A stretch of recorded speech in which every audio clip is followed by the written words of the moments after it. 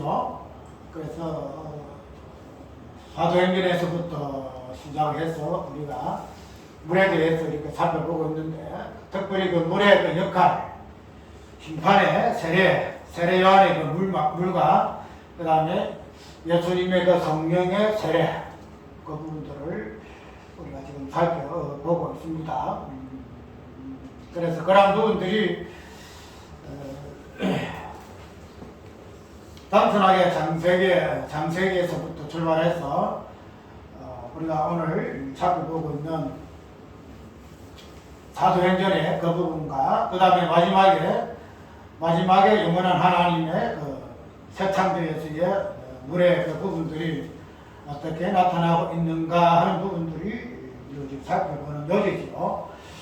그렇기 때문에 우리가 이 물이라는 이 부분들을 지금 다양하게 역할적인 부분들이 드러나고 있으나, 그러나 그 부분에서, 근본적인 부분에서의 그 역할은 뭔가 하면은 요한의 물세례와 또 예수 그리스도의 그 성령의 세례, 그 부분이 물의 그 근본적이고 본질적인 부분으로서의 역할이라는 사실을 우리가 알아야 합니다. 왜 그런가 하면은 그런 부분들이 현재에서의 예수 그리스도의 몸된 그 교회에서의 세례 요한의 그 물세례와 그 다음에 예수 그리스도의 그 성령의 세례가 어떻게 그 부분들이 정의되어지고 있고, 그 부분들로 인해서 몸된 교회가 세워져 나오는가 하는 부분들로 드러나고 있기 때문에 우리는 그런 부분에서 물의 역할에서의 세례 요한의 그 물세례, 그 다음에 예수 그리스도의 그 성령의 세례가 성경 전체에서 어떻게 출발을 하고 그 다음에 역할을 하고 마지막에 결정을 이루는가 하는 부분들을 살펴보는 것이 굉장히 중요합니다. 그런 부분에서 살펴보기 위해서는 우리가 창세기에서부터 그 부분을 살펴볼 수가 있는데, 우리가 첫 창조에서의 이 물의 어떤 그 부분도 창조의 그 세계에서의 출발에서부터 이 부분들이 굉장히 중요한 역할로 기술되어 있음을 볼 수가 있죠. 오늘 읽은 본문에서의 하나님이 가라사대 물 가운데 궁창이 있어 물과 물로 나누게 하리라 하시고, 두 번째의 그 창조의 사건 속에서 나타나는 그러한 창조의 일은 하나님이 물 가운데 궁창을 두게 하셔서 물과 물로 나누게 하시더라 이렇게 말씀하고 있음을 우리가 볼 수가 있죠. 그러면서 우리가 첫 창조에서의 이 물의 역할이 단순하게 궁창이 있어서 물과 물로 나뉘는 그러한 관점에서 볼 것이 아니고, 하나님이 물 가운데 궁창을 두게 하셔서 물과 물로 나뉘게 하는 그러한 의미가 창조의 그 사건 속에서의 어떠한 역할을 하는가 부분들로 우리가 먼저 이해를 해야만이 그 첫 창조에서의 그 물의 역할을, 그 본질을 이해함으로 인해서 마지막에 재창조에서 나타나는 예수 그리스도 그 사역에서의 물의 본질적인 부분을 찾아볼 수가 있습니다 하는 사실을 우리가 다시 한번 체력하기 위해서 오늘 우리가 제목을 궁창이라, 즉 하늘이라 하는 그런 제목으로 살펴보고 있습니다. 어쨌든 우리는 이 물이라는 이 부분은 본질적인 부분에서 요한의 세례와 그 다음에 예수 그리스도 그 성령의 세례의 부분들을 어떻게 그 부분들이 본질적인 부분에서 비켜나갈 수 없는 그런 의미로서 우리에게 주어지고 있는데, 그럴 것 같으면 그런 부분에서 우리가 세례 요한의 물세례와 그 다음에 예수 그리스도의 그 성령의 그 세례를 우리가 구약이라든지 신약이라든지 그 전체적인 입장에서 이 부분들이 어떻게 성경 전체를 이끌어 나가고 있는가, 그 부분들이 어떻게 펼쳐지고 있는가 하는 부분들로 우리가 보아야 할 것이에요. 그렇기 때문에 오늘 이러한 부분에서 첫 창조에서의 하나님께서 물 가운데서 궁창을 두게 하시고 그 궁창 위의 물과 궁창 아래의 물로 나뉘게 하시렸다. 그 다음에 그런 궁창의 이름을 하나님께서는 무엇으로? 하늘이라 이렇게 명명하고 있음을 볼 수가 있습니다. 물을 그냥 두면 될 것인데 물을 나누게 하시는 그런 역할을 오늘 분명히 본문에서는 무엇이 하고 있죠? 궁창이 하고 있다는 거죠. 물은 그냥 물을 그냥 하나로 두게 되면은 그 물로 인해서 그 뒤에 쭉 읽어볼 것 같으면은 물의 역할이 말해요. 22절에 보니까 20절에 하나님이 가라사대 물들은 생물로 번성케 하라. 땅이 하늘의 궁창에는 새가 날아라 하시고 하나님이 큰 물고기와 물에서 번성하여 움직이는 모든 생물을 그 종류대로 이렇게 해서 물이라는 것은 생육케 하고 번성케 하는 그러한 번성의 의미에서 물의 개념이 있음을 우리가 알 수가 있는데 그러한 생육하고 번성하고 이렇게 충만하기 위해서의 그 물의 역할이 주어졌는데도 그러한 물의 역할에서의 그냥 하나로 묶여 있으면 될 것인데 그러한 물을 나누는 그러한 역할을 무엇이 하고 있다? 이 궁창이 하고 있음을 볼 수가 있지요. 그냥 물로 나눠놓고 물로 말미암아 그냥 만물이 솟아있게 하고 생육하게 되어지면 될 것인데 왜 이러한 물을 이렇게 반으로 나누어 줬는가?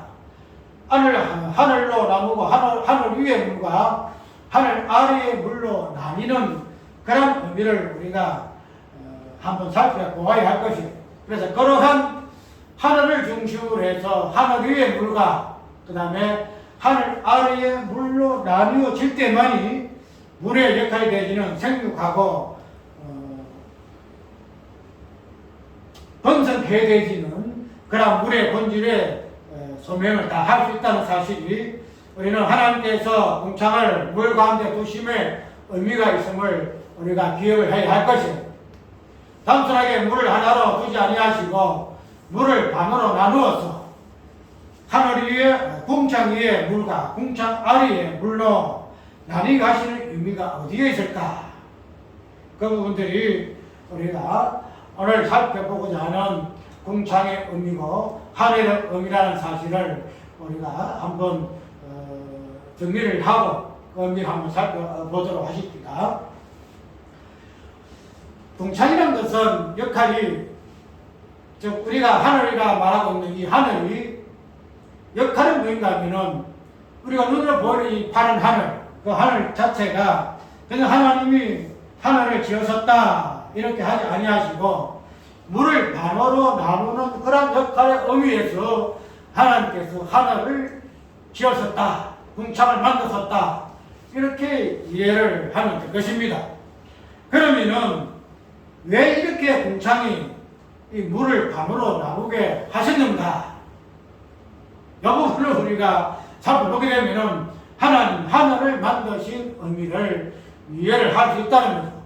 아까 이야기한 대로 물이라는 것은 생물을 번성케 하는 이 물을 통해서 많은 만물이 솟게 하는 그런 것들의 역할이 물의 역할이에요. 우리가 마지막에 계시록을 보게 되면은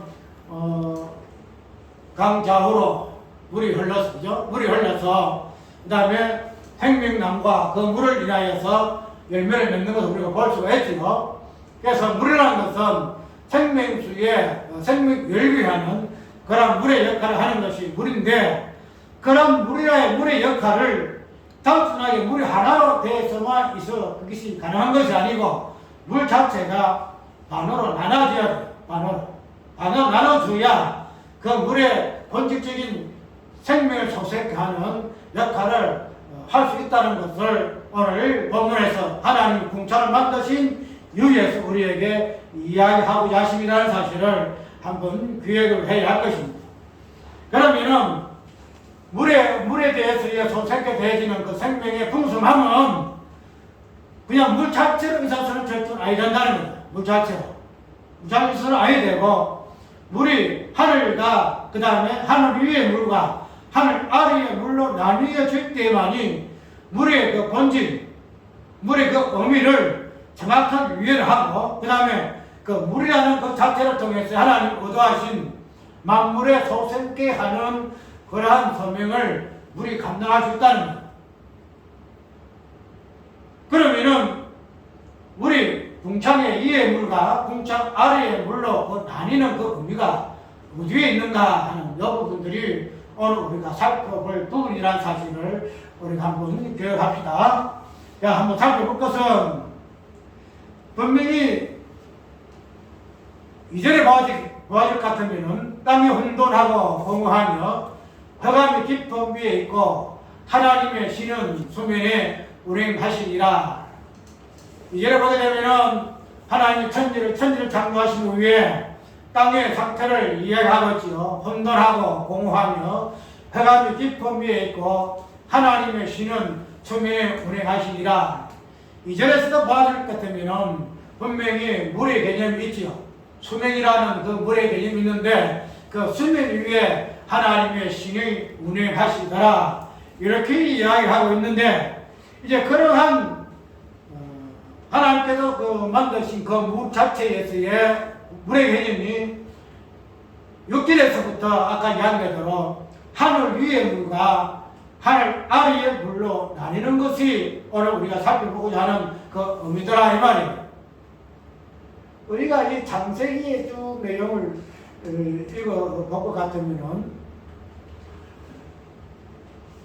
이 창세기에 그 나타나는 이러한 그 개념들이 성경에 기록이 되어 있는 그 문자적인 그 부분들로 우리가 하나하나 해석을 해서 그 성경 문자 그 원어를 파자해가지고 그 부분을 하나하나 들춰내는 그런 부분들을 우리가 해석을 하고 주식을 하는데, 그런데 우리가 이 창세기라든지 그 다음에 구약에 있는 모든 부분들을 하나의 그림자요 하나의 모형적인 부분으로 우리에게 주어졌기 때문에 그런 부분을 먼저 알고 성경을 해석을 해야 한다는 겁니다.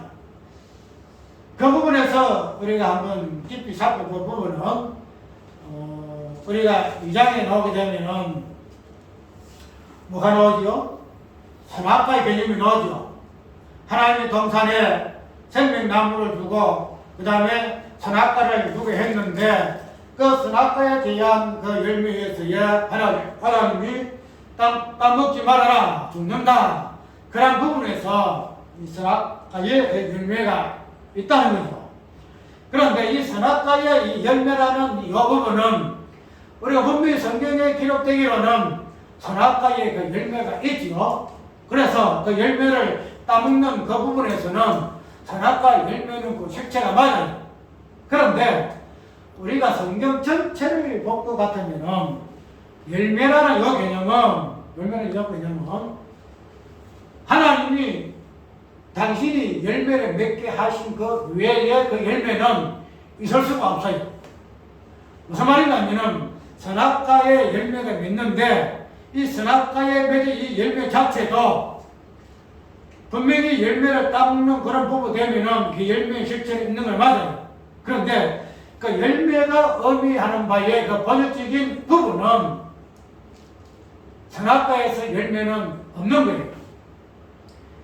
무슨 말인가 하면은 성경에서 말하고 있는 그 열매는 고린도전서에 나오는 예수 그리스도의 그 부활의 그 첫 열매, 그러니까 성경에서 그 말하는 모든 열매, 특별히 구약에서 말하고 있는 그 열매는 하나의 첫 열매의 모형이고 예표적인 부분으로서 열매의 개념이 있다는 거죠. 그러니까 우리가 이런 부분에서 선악과가 왜 따먹으면 죽느냐? 따먹으면 죽느냐? 왜 그럴까? 이야기한 그대로 하나님께서 성경에서 말하고자 하시는 열매는 예수 그리스도라는 열매밖에 없다는 거예요. 그런데 이 선악과에는 열매가 맺힌다는 거야. 열매가 맺히는 걸 보게 되면은 하나님이 의도하고 하나님이 예전하시고 계획하셨던 그 하나님 그 열매, 그 부분에서 이 선악과 열매가 뭐랄까요? 영리의 개념을 볼 것 같으면은 선악과 열매 그 자체가 굉장히 문제가 많은 열매다 이 말이에요. 그 열매 자체가 분명히 열매로서 볼 것 같으면은 그 열매는 먹으면은 우리가 생명나무 열매를 먹으면은 영생하잖아요. 그런데 이런 부분에서 선악과에 대해서 하나님이 먹으면 따먹으면 죽는다 하는 그 의미가 뭔가 하면은 성경에서 말하는 그 열매에서의 영생에 대한 그 반대의 개념으로서의 선악과 열매가 있음으로 인해서 그 열매를 따먹으면 죽을 수밖에 없다는 거예요. 그래서 이러한 선악과 열매에 앞서서의 생명나무의 그 열매, 그 생명나무의 그 열매만이 하나님이 원하시는 열매더라 이 말이야. 원하시는 열매. 그런데 그런 생명나무의 열매 대신에 선악과의 열매가 맺혀 있음으로 인해서 하나님이 그런 열매를 통하여 무엇을 보여주는 하면 생명나무의 그 진정한 열매 외에는 그 열매를 따먹고 영생하는 사람은 없다는 거예요. 지금 말해서 열매 따먹을 수 있고 영생하도록 우리에게 주어지는 열매는 없다는 거예요. 그래서 그 선악과 열매에 맺히지만은 그 열매를 따먹음으로 인해서 영생은 고사하고 죽음이 돌아오게 되어지더라. 내가 왜 이 말을 하는가 하면은 장세기라든가 구약에 있는 모든 표현되어지고 설명되어지고 거론되어지고 있는 모든 사실들은 하나의 모형적인 부분이 있기 때문에 그런 부분들을 먼저 알고 그 다음에 그런 모형과 예포가 지적하고 지향하는 그런 실체가 어디에 있는가 무엇인가 하는 부분들을 먼저 알게 되지게 되면은 우리가 구약에 있는 그 원어의 어떤 원어의 바다를 해가지고 하나하나 나누어가지고 해석해서 이제 원어를 가는 공부를 해가지고 이 부분들이 할지라도 장세기 아니면 구약에 나오는 그 원어적인 부분들이 그 원어에서의 해석에서는 문제가 없다 할지라도 그런 부분들이 복음서 선악과는 사실적인 부분을 정확하게 해석해내지 못할 것 같으면 원어가 아무리 성경적인 바다로 해석이 되진다 할지라도 문제가 많다 이 말이에요. 그렇기 때문에 우리가 선악과를 이야기할 때도 그 열매적인 부분은 특별히 우리가 아담 하와가 따먹으니까 그 열매가 사실적인 열매가 맞다 이야기할 수 있을는지 모르지만 성경에서 말하고 있는 그 열매의 의미가 무엇인가, 열매의 역할이 무엇이고 본질이 무엇인가. 열매라는 것은 따먹음으로 말미암아 생명을 얻는 그런 것이 열매의 본질일 것 같으면은 선악과에 따먹은 선악과의 그 열매가 진정한 성경에서 말하는 참된 열매일 것 같으면은 그 열매를 따먹고 죽어서는 안 된다는 거예요. 그렇기 때문에 선악과의 그 열매 자체가 실질적으로 열매였다고 실체적인 열매로 따먹할지라도 본질적인 부분으로 볼 것 같으면 그 열매는 열매가 아니다란 말이야. 열매가 아니야. 열매가 아닌 것을 열매인 줄 알고 따먹으니까 어떻게 되진다? 사람이 죽을 수밖에 없다는 거야. 그래서 그런 부분에서 우리가 성경에서 말하고 있는 열매의 개념이 무엇인가? 그리고 그 열매에서의 본질적인 부분에서 무엇을 이야기하고 있는가? 예수 그리스도의 부활의 그 첫 열매, 그 열매 외에는 따먹으면 죽는다는 거야. 그 열매만 먹으면이 부활의 첫 열매들은 예수 그리스도만이 먹어야만이 영생하도록 생명을 얻을 수 있다는 사실을 열매의 개념에서 우리에게 보여주는 사실일 것 같으면 우리가 선악과의 그 열매도 단순하게 열매가 있어서 따먹으면 죽는다는 그 의미가 어디에 있는가? 왜 하나님이 선악과 열매를 따먹으면 죽는다는 그런 말씀하셨는가 하는 부분들을 이해를 할 수 있다는 거예요. 그래서 그런 부분에서 우리가 이 물의 개념도 마찬가지. 우리가 하나님께서 첫 창조에서도 두 번째 날에 하나님께서 궁창을 만드시고 물 가운데 두시고 그 물 위에서의 궁창 위의 물과 궁창 아래의 물로 나뉘어졌다는 거죠. 물은 분명히 소생기하고 생명을 부여하는 그런 역할을 물이 두는데 그런 물을 가르게 하시는 그 궁창의 의미를 왜 두셨는가? 왜 가운데 두셔서 물을 가르게 하셨는가 하늘의 물과 그 다음에 땅의 물로 하늘 아래의 물로 왜 이렇게 물을 갈라야만이 그 물의 역할이 우리가 창세기의 그 모든 창조의 일도 창조의 사건들도 보게 되면은 우리가 재창조의 그런 부분들을 우리에게 표적으로 보여주는 창조거든요. 그러니까 이 창세기에서 나타나는 창조의 모든 원리와 그 진행되는 그 사건들, 그 본질 그런 부분들도 하나님께서 예수 그리스도를 통하여서 하시고자 하시는 새로운 창조, 재창조의 그 의미와 그 본질 무엇인가 하는 부분들을 첫 창조의 사건들을 통해서 하나의 만들어가는 만물의 현상들을 통해서 우리에게 보여줄 것일 것 같으면은 오늘 물의 개념을 왜 하늘 위의 물과 하늘 아래의 물로 나뉘게 하시면서 하나님께서 하늘을 만드시고 창조하셨는가, 공천을 만드셨는가 하는 그 부분도 살펴보아야 할 것이. 우리가 물이라는 것은 공창이 있어서 하늘 위의 물과 하늘 아래의 물로 나뉘지 아니할 것 같으면은 물은 뭐돼요? 물은 심판할 수밖에, 심판은 물밖에 되지 않아요. 우리가 물의 개념을 저번에 노아 그 홍수 사건에서의 첫째적인 그 부분 한번 살펴보았지요. 노아 사건에서의 그 홍수는 물 심판의 첫째적인 하나님의 그 창조 사건에서의 첫 창조에서의 그 물 심판 그런 부분들을 의미하는 부분이고, 그 다음에 마지막에 하나님께서 이루어지는 그 불심판은 성령의 그 불심판 그런 부분으로 하나님의 심판과 구원을 의미하는 것으로서의 노아의 창조, 노아의 그 사건을 우리가 보았습니다. 그렇기 때문에 이런 물은 이렇게 반으로 나눠지지 아니하면 공창이라는 그런 역할을 통해서 하늘 위의 물과 하늘 아래의 물로 나눠지지 아니할 것 같으면 물은 심판으로 뽑게 끝날 수밖에 없다는 거예요. 그렇기 때문에 하나님께서는 그 뒤에 나오는 셋째 날, 넷째 날, 다섯째 날 그런 사건들의 창조 사건들을 통해서 하나님께서 그 창조 사건 속에서 그 창조의 모든 일들은 하나님께서 공창 위의 물과 공창 아래의 그 물을 통해서 하나님께서 어떻게 생물을 하나하나 소생케 하시고 또 생명 얻게 하시고 하나하나 이렇게 이루어 나가시는 하는 그런 부분들을 우리에게 보여주고 있다는 사실을 알 수가 있다는 겁니다.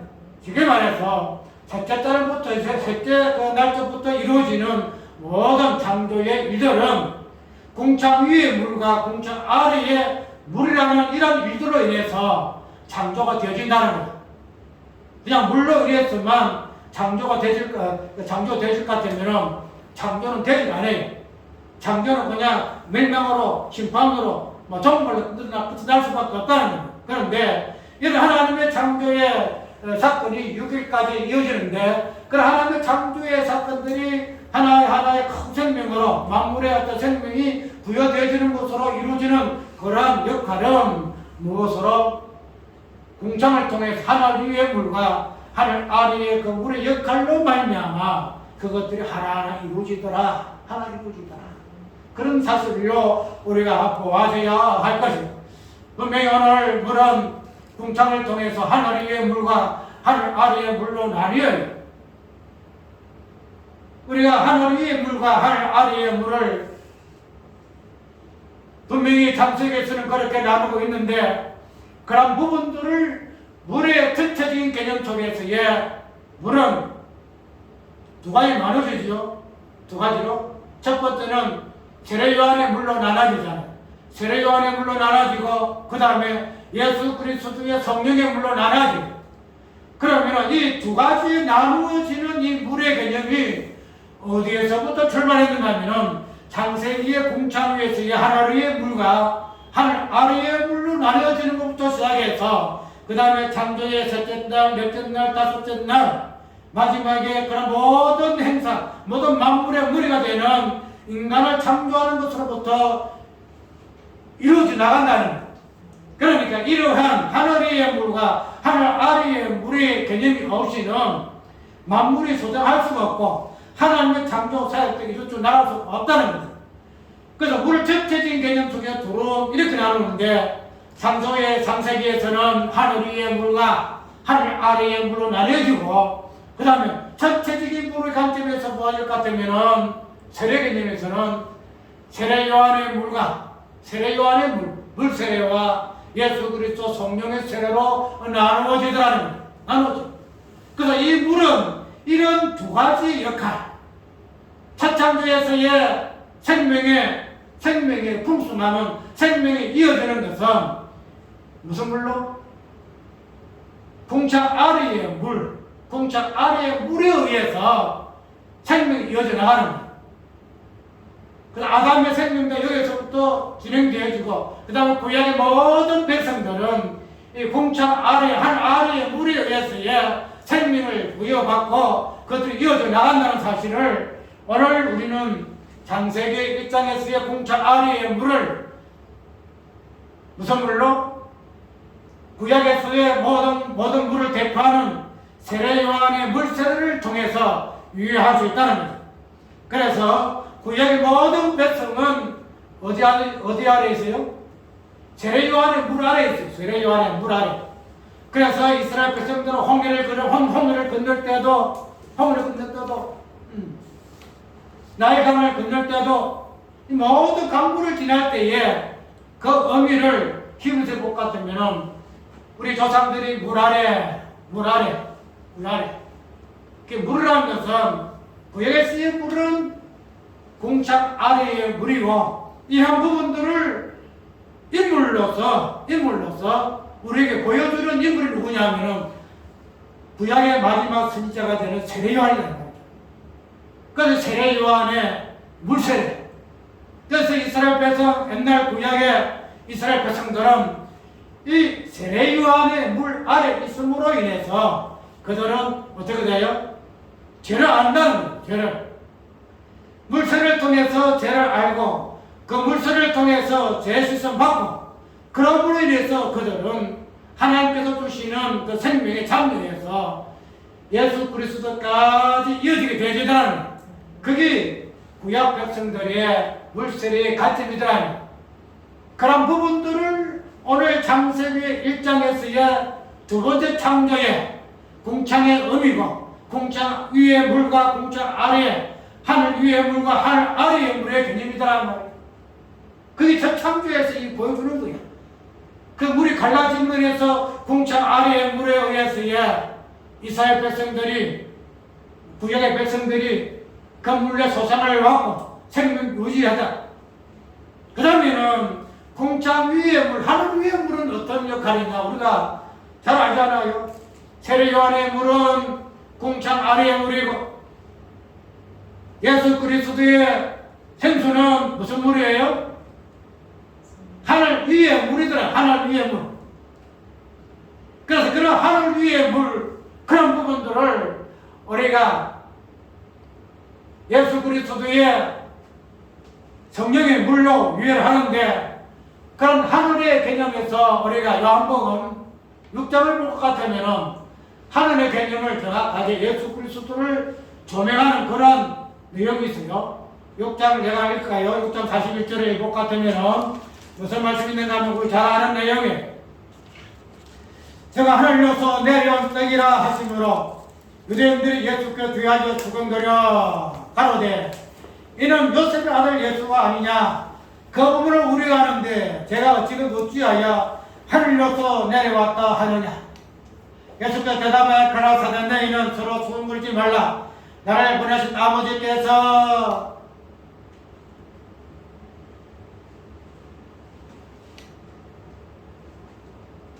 50절에 결론적으로 넣어지고,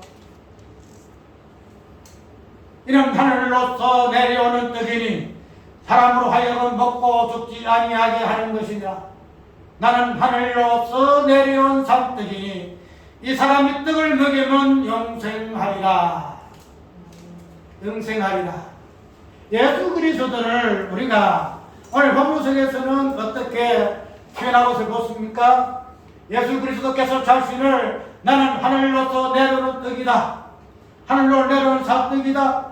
그래서 만나를 먹어서 죽었지만은 너는 하늘로서 내려오는 산떡이니 이 떡을 먹는 자는 죽지 않고 영생하리라. 영생하리라. 구약의 백성들이 요한의 세례의 물로 인하여 그들의 생명이 유지되었으나 그들은 죽었어. 만나를 먹어서 이스라엘 백성들이 영생하지 못하고 죽었지 아니하느냐? 죽음을 통해서 세례요한의 물의 의미가 무엇인가를 알잖아요. 왜 죽을까요? 세례요한을 통해서 세례요한의 물세를 통해서 제 본질을 아니까 죽을 수밖에 없잖아요. 죽는다는 거죠. 그래서 이스라엘 백성들은 세례요한의 물세를 통해서 죽을 수밖에 없는, 그러나 궁창 위에 물이 되시는 예수 그리스도, 하늘에서 내려온 생수가 되시는 생명이었던 예수 그리스도는 그 떡을 먹는 자는 죽지 아니한다는 거예요. 죽지 않는다. 우리가 세례요한의 물세례와 성령의 물세례의 이 부분들을 우리 성경 전체에 핵심적인 부분이에요. 그런 부분들을 구약에서는 세례요한의 물세례로 전체로 압축해서 이해할 수가 있고, 신약은 예수 그리스도의 그 생수, 성령의 물의 개념으로 우리가 이해할 수 있다는 거죠. 그렇기 때문에 우리가 첫 창조에서의 물의 개념이 그냥 단순한 물이 아니고, 물이 하늘 위의 물과 하늘 아래의 물의 개념이고 본질일 것 같으면, 그로 인하여서 구약 백성들도 생명을 얻었을 것 같으면, 오늘 우리가 이러한 물의 개념을 바로 이해함으로 인해서 하나님의 교회에서의 이 물의 개념이 어떻게 나타나는가? 우리 세례요한의 물세례는 근본적으로 무엇을 의미하지요? 물세례 자체가 제가 무엇인가 하는 부분들을 보여주고 있지요. 물세례의 본질은 우리가 율법이잖아요. 율법의 본질은 제가 무엇인가, 제가 심히 제대게 하는 것이 이 율법의 본질이 되어지는 그 물의 개념이 오늘 우리에게 물의 개념인데, 그러면 이 물의 개념이 우리는 물세례에 있지 않냐고 성령세례했기 때문에 물세례의 의미가 없다? 그게 아니다는 말이에요. 무슨 말이냐면은 첫 창조에서의 첫째로부터 넷째, 다섯째 때까지 모든 창조의 하나님 일하심은 그 생명을 성숙하게 하시는 것은 하늘 위의 물과 하늘 아래의 물에 의해서의 그 생명이 연장되어지고 하나하나 지원받았다는 거예요. 물이 없으면 불가능하단 말이에요. 그래서 물세례를 통해서 첫 창조에서도 죽음이 나타나고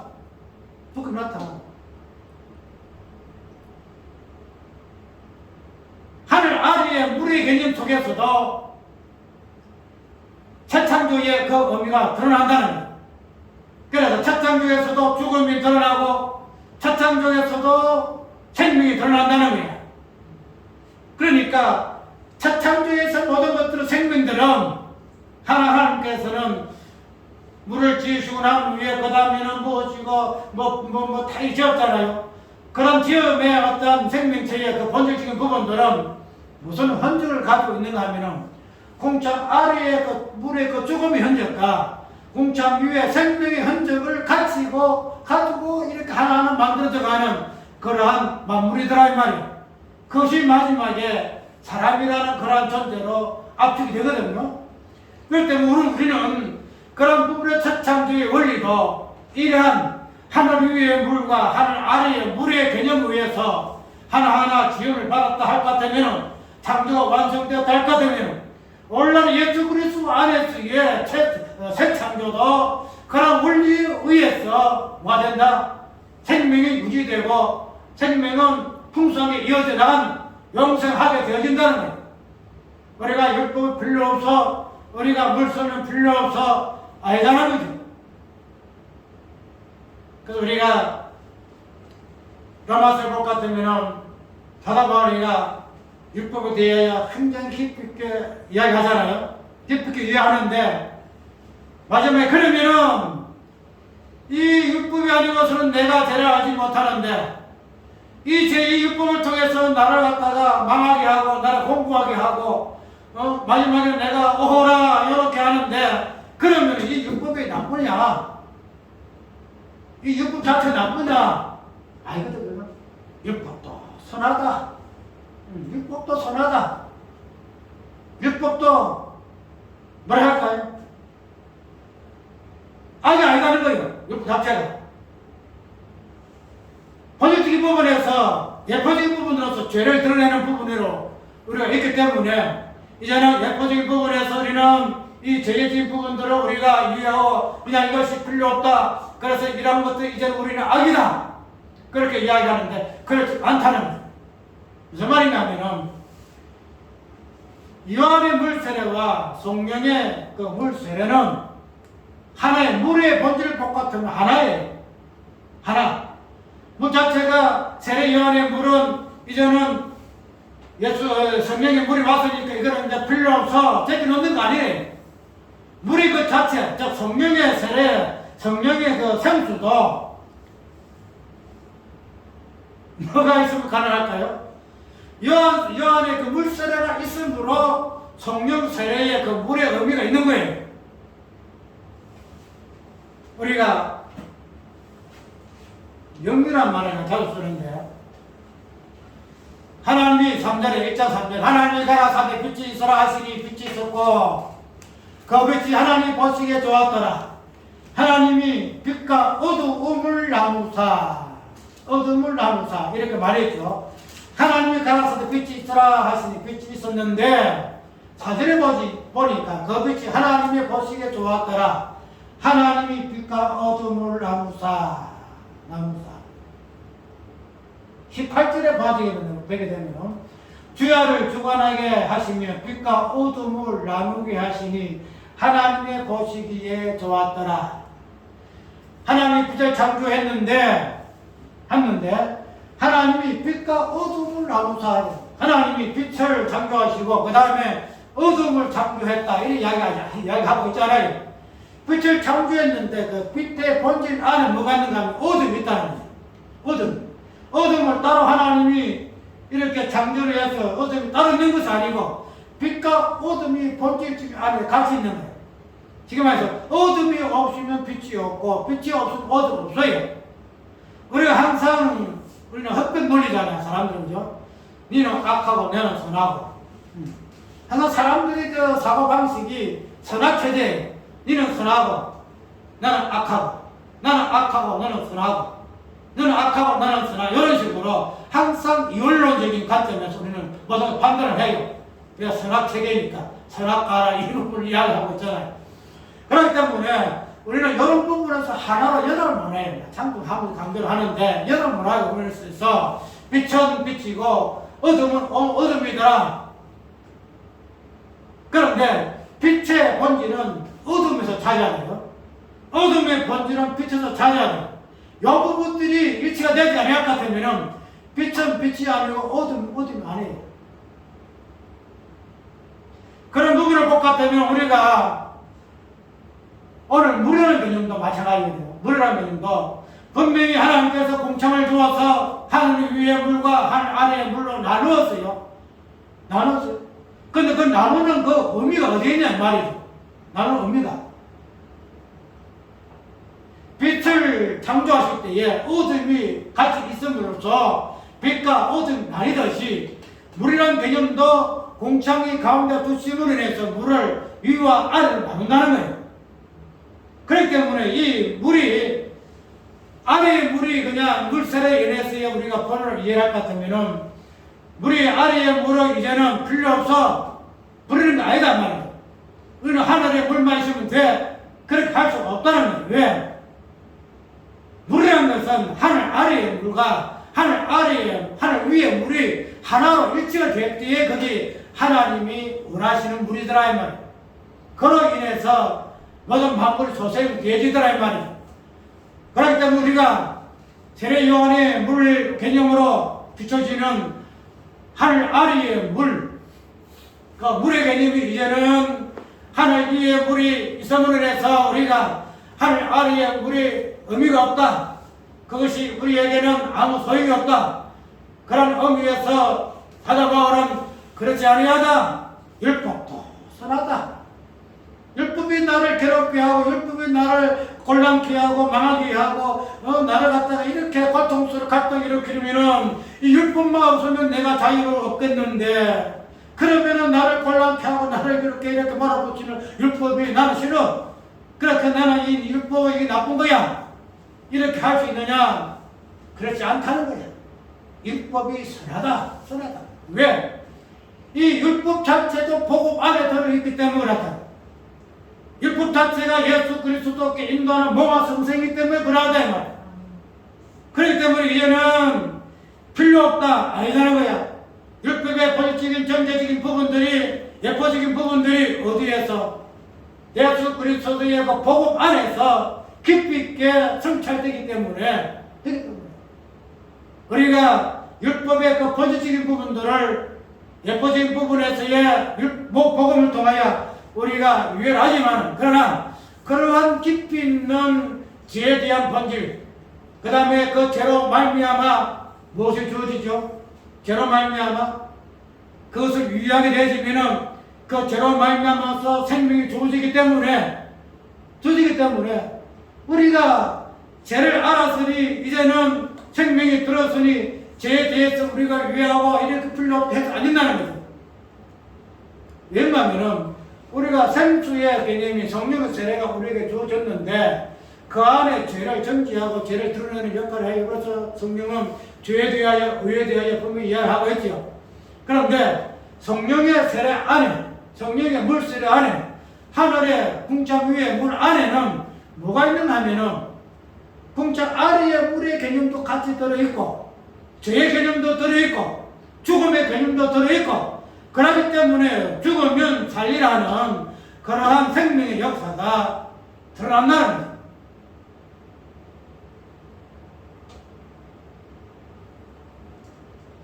이 부분을 이제 들어가서 조금 깊이 있게 한번 좀 분석해가지고 원리를 한번 펴내봐.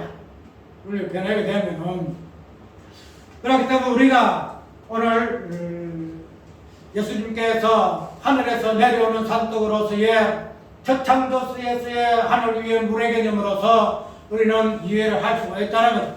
그 하늘 위에서 내려오는 그 물로 인해서 그 성령의 생수로 인해서 성령의 세례를 인해서야 우리는 어떻게 되어진다? 생명을 소유하는 존재가 되어졌다라고 하늘로서 내려오는 산떡의 개념에서 우리는 이해를 할 수가 있다는 거죠. 그래서 예수 그리스도는 하늘 위에 생수가 되어지노 그런 부분에서 산떡으로 이 땅에 내려오신 분으로 이렇게 이야기하고 있다는 거죠. 우리는 하늘의 개념이 하늘 위의 물과 하늘 아래의 물로 나뉘는 그러한 역할을 한다는 거죠. 그래서 예수님은 하늘 위에 계시지만은 하늘 아래에 내려오신 분으로 표현되어지고 있다는 거예요. 하늘 위에 계시니까 하늘 위에서만 계시는 분이 아니고 하늘 위에 계신 분으로서의 하늘 아래로 내려오신 분으로 예수 그리스도를 이야기하고 있다는 거예요. 그래서 우리는 이러한 부분에서 하늘을 과연 어떻게 위할 것인가? 빌립보서 3장에 보아질 것 같으면 우리가 잘 알고 있는 내용이 나오죠. 우리의 시민권은 어디에 있다? 우리의 시민권은 하늘에 있다는 거다. 하늘에 있다. 하늘을 둔 이유가 어디 있느냐? 하늘을 둔 이유가 하늘 그 자체가 하늘 아래의 물의 흔적과 하늘 위의 물의 흔적을 가지고 있는 것이 하늘이다 이 말이죠. 하늘이 없으면은 이 나눠지진 않아요. 하늘 아래의 물살의 의미가 나타나지 않는다는 거죠. 하늘이 있음으로 말미암아 하늘 위의 물과 하늘 아래의 물로 나뉘어지고 없다는 거죠. 그것이 없이는 그 하늘이 없이는 나눠지지 않아요. 아까 이야기대로 이 하늘 아래의 물과 하늘 아래의 물, 하늘 위의 물 자체가 뭘 의미한다 그랬죠. 세례요한의 물과 그 죄의 개념과 그 다음에 의의 개념이 같이 들어진다 이야기를 했죠. 그런 것 같으면 그런 부분에서 우리는 하늘의 개념을 위해야 할 것이고 예수 그리스도께서 하늘 위에 계신 분으로서 이 땅에 내려오신 분을 같으면 그래서 그런 부분도 우리를 하늘 위에 시민권을 가진 자로 이야기할 것 같으면 우리는 그러한 존재로서 즉 하늘이라는 흔적을 가진 자의 모습이 우리의 모습이라는 거죠. 하늘 위에 물의 흔적을 가진 자요 하늘 아래에 물의 흔적을 가진 자가 오늘 우리의 성도들의 모습이다. 그것이 하늘이에요. 그냥 하늘이 그냥 우리는 하나님 나라에 가고 하나님 어찌 이런 하늘을 보니까 뭐 하나님 올라가시고 하늘에서 하나님 또 내려오시고 그런 하늘이 아니고 이 땅에서의 우리가 경험하고 깊이 인식해야 할 하늘의 개념은 그 하늘이 무슨 흔적을 가지고 있느냐. 하늘이 세례요한의 물세례의 흔적과 하늘 위에 성령의 생수의 흔적을 같이 가지고 공유하고 있는 존재가 하늘이고 궁창이다. 하늘 궁창. 그래서 우리는 하늘에 속한 사람들이에요. 하늘에 속한 사람. 그냥 하늘에 시민권이 있다 그러니까 아유 하늘 올라가는 거 뭐 우리 어떤 권리가 당당하네. 왜 우리는 하늘의 시민권이니 우리는 어쩌하든지 하늘에 올라갈 존재네. 그런 권리만 주장해서 한다는 거예요. 하늘이라는 것이 무엇을 의미하는가? 무엇을 의미하는가? 세례요한과 사도 바울과 같이 오라 공고한 뒤의 모습을 사망 모습을 고백하는 존재요. 이제는 예수 그리스도 안에서 정잠이 없는 생명의 기쁨을 누리는 그런 존재에 가지고 있는 그 양면을 같이 공유한 존재가 우리의 존재들란 말이야. 그것이 하늘이야. 그게 하늘. 그것이 하늘이야. 그는 없고 그냥 하늘의 시민권이니 내가 하늘에서 하나님께서 주시는 상담만 바라보고 영무공을 그냥 고통 없이 뭐 없이 그냥 저렇게 살 것이다. 그것이 아니라는 거야. 하늘에 올라가게 되면은 우리의 몸도요. 우리 몸도 그 하늘의 흔적을 가지고 있어요. 예수님이 하나님 보좌 우편에 앉았을 때에 계시록 보면은 지금 하나님 보좌 우편에 앉았을 때 예수의 모습이 무슨 모습인가 하면은 십자가에서 죽으신 흔적을 가지고 있잖아요. 네. 전에 죽었다가 살아난 흔적을 가지셨다 이렇게 보이라고 했어요. 십자가에 죽은 흔적을 가진 분으로서의 하나님 나라에 앉으신 분이 예수님이다. 하늘의 흔적을 가지고 있어 그분이. 하늘 올라가니까 하늘 흔적이 아니고 하늘에서 땅에서 내려온 그 흔적을 가지신 분으로서의 예수님을 이야기하고 있으니 오늘 우리도 하늘에 올라가게 되면은 지금 말해서 우리가 하늘에 올라가려면은 하늘에서 내려온 그 하늘의 흔적을 하늘에 그 내려온 그 물새 하늘 안에 그 물의 흔적을 가진 자가 되어줘야 뭐 한다? 하늘 올라간다는 거야. 하늘 올라가. 그게 없이는 하늘의 시민권이니 내가 그냥 올라갈 것이다. 천만의 말씀. 하늘은 우리 좋잖아요. 하늘 좋죠. 그래서 어디 예수께서 성전하실 때에 갈릴리 사람들이 제자들이 하늘 다 쳐다보니까 천사들이 이 갈릴리 사람들아 왜 하늘을 쳐다보느냐. 하늘 좋거든. 성전하고 없잖아요. 예수님이 성전하셨고 마지막에 재림하실 것도 하늘로부터 오시 공동하실 것이니 저 그림과 같이 얼마나 좋아요. 그 하늘 좋아. 근데 그 하늘은 우리가 그렇게 그냥 뭐라 할까 무슨 세계라 그래요? 유토피아라 할까? 그런 세계가 아니단 말이죠. 이 땅에서 우리 하늘은 그런 하늘이 아니야. 물살의 현적을 통해서 그 죄로 인해서 어찌하고 단시간 날마다 하나님 우는 존재, 그 죄로 인해서 몸부림치는 존재, 그 죄에 사함받아서 기뻐할 수 있는 그런 존재, 그런 양면을 가지고 있는 존재가 하늘의 시민권을 가진 우리의 모습이다라는 거예요.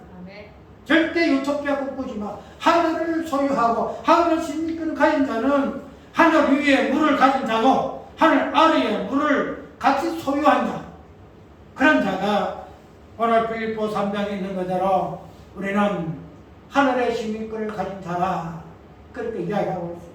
오늘 우리 사도행전에서의 성령의 물세례는 이러한 자의 모습에 우리가 보잖아요. 죄인으로서 얼마나 사도들이 고난받고 마지막에 죽음에 넘기우고 그러나 그런 죽음 속에서 하나님 어떻게 그들을 살리시는가 하는 그런 부분을 보잖아요. 죄에서 고통당하는 사도들의 모습, 그 죄에서 하나님께서 그들을 건져내시는 구원에 기뻐하는 사도들의 모습, 그 부분들이 사도행전의 성도들의 모습이더라. 그것이 오늘 우리의 모습입니다. 오늘 우리의 모습. 하늘의 흔적 해가지고 하늘의 종고만 넣어줄 때 아니에요. 그 하늘의 흔적이 무엇을 의미하는가? 물살 하늘 아래의 물, 세례요한의 물 흔적을 이야기하고 그 육부를 통해서 십계명의 그 깊이 있는 걸 통해서 죄의 어떤 골수까지 쪼개지는 그것을 경험하는 그런 존재로 우리가 사는 것이 오늘 우리의 성도의 모습이다. 하늘을 전혀 지휘권을 가진 자로서의 성도의 모습이라는 것을 우리가 꼭 기억하고 그 하늘에 하나님께서 궁창을 물 가운데 두셔서 나누게 하시는 그 의미가 첫 창조 속에서의 왜 그렇게 할 수밖에 없는가? 나누지 아니하면 결코 이 부분이 이룰 수 죽지 아니하면 결코 부활이 없고 죽지 않고서는 결코 살 수 없기 때문에 궁창의 의미가 죽으면 살리라. 죽으면 살리라. 물살에 하늘 궁창 아래의 물로 죽어야 궁창 위에 물로 살 수 있으니 궁창을 만드시고 그 물 가운데 두신 의미가 되시더라. 이것이 하나님께서 두 번째 창조하신 하늘의 의미다라는 사실을 깊이 있게 상고하는 귀한 시간 되기를 바랍니다. 아멘.